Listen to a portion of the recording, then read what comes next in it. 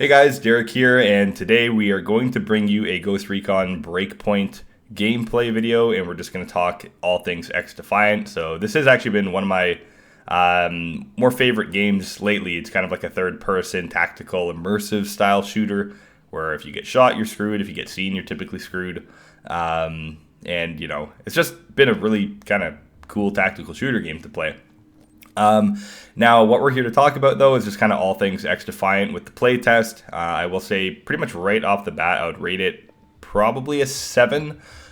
There's a few things that we can go over. Now, most other people's experience that I played with, their experience is a little bit lower than that. I think some of it has to do with the time to kill, but also the ability, or the ability shooter. I don't know why we can't just have a shooter game that plays like something similar to XDefiant, just without heroes and abilities and wonky jank stuff to die to. Like, CSGO is the most popular FPS on Steam right now, and it's also like the most simple in terms of its core mechanics.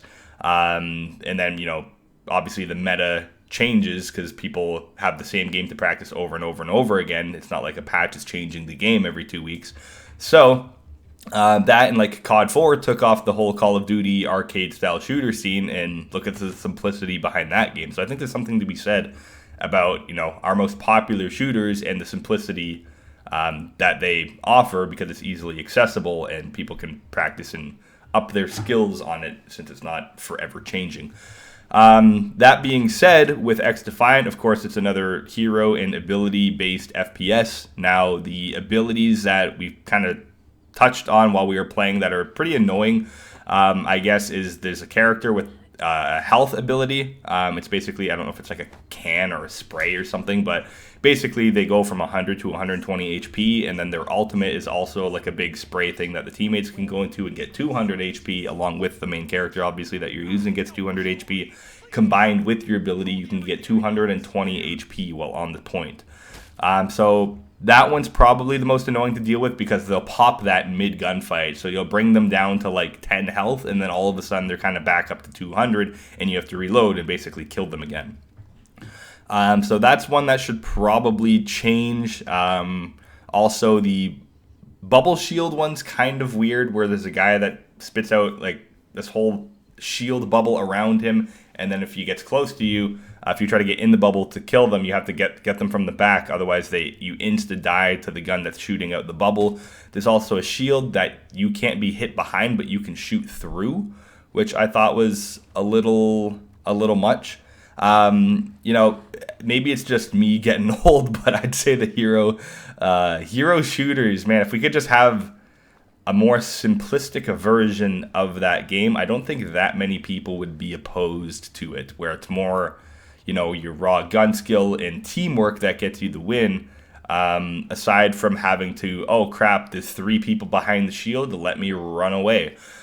Something like that, right? That kind of changes the flow of the game that the pace kind of wants to be played at, but then certain heroes, you have to back off a bit sometimes. Sniping's also a little too easy in that game, in my opinion. I was getting a lot of one-hit kills to the stomach, which is interesting. But maybe they were already low, I'm not sure. But sniping seems pretty easy to do in that game. The gunplay, though, I did like the gun. Like, I like the way the guns feel. Now, one talking point of XDefiant is going to be the controller and aim assist. It is pretty dang strong, to the point where I picked up a controller and was able to get, I believe, 50 or some 50-plus kill games on the sticks. And that's someone who's used mouse and keyboard for 20-plus years. So the fact that you can perform that well on a controller, kind of is what it is. That's what a lot of games are right now. I wouldn't say the aim assist is as strong as MW2.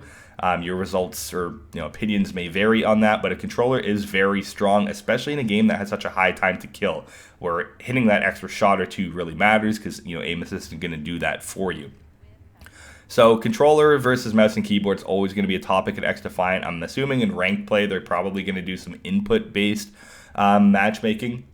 So we are getting a game that apparently doesn't have any strict SBMM in the casual playlist. However, there is lobby matchmaking, of course, so it's going to be like focus connection first, and then within that lobby, then try to balance out the teams for what it can, which I like. So It's more of like the Iron Sight system. Meanwhile, other games, like Shatterline or games like Call of Duty, it's really going to search far and wide to really try to put everything as even as possible, basically.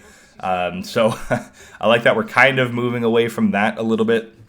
And then there's going to be ranked play. So when we're on with the boys, we want to get some hard-earned W's. We can all get on and do that. But then for casual play, you're going to have some sweats mixed with some newbies, mixed with some normal people, just kind of how normal gaming was back in the day. Yeah, so XDefiant, I'd rate pretty much a 7 right now. I did like the way the guns feel. Of course, we can't post any gameplay of it because we were under NDA, so as much as I would like to show some highlights and then stream it, we actually couldn't. There were people getting kicked off Twitch for doing just that. So overall, I had fun. I know another person in our Discord that really liked the game as well. We're going to be anticipating its release.